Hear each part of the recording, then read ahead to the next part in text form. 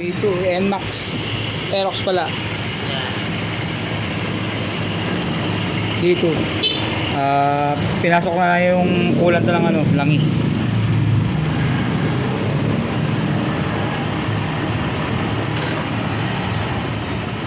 Ayan. Kapalit tayo ng water seal sa may water pump. Ayan. Buksan natin to. Tapos nilagitik siyang konti eh. Palit na rin sa pag-andar pag may uminit.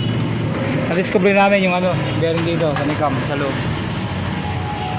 Medyo may gaspang. Ayan. Kapalitan natin yan. Pati na rin itong malaki.